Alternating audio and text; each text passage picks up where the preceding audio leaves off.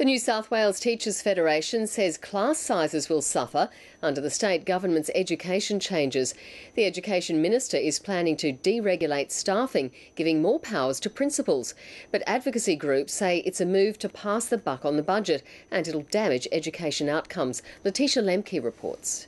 Rosanna Flammier is one of a new wave of teachers. It's all I've ever wanted to do. I love children, and I think education is a really important part of a child's life. As tens of thousands of baby boomers prepare for retirement over the next 5 years, the government is relying on recent graduates to fill the gap. But with changes to the way public schools are staffed, there are concerns many of them won't have the benefit of a permanent job. Well, at the moment we staff schools on the number of students and the curriculum that's offered in each school. What they're proposing is to get rid of that staffing formula, that guarantee, and replace it with one staffing bucket of money from which the school will be forced to employ all their staff from. Under the system, principals could use temporary contracts to fill permanent positions.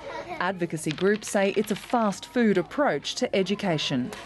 That means every parent's nightmare. They send their kid into a science class which doesn't have one teacher throughout the year tracking their progress, but 2, 3 or 4 teachers. That's completely untrue. What we're giving schools, and principals particularly, is the flexibility to make decisions about their staffing that are in the best interests of their students.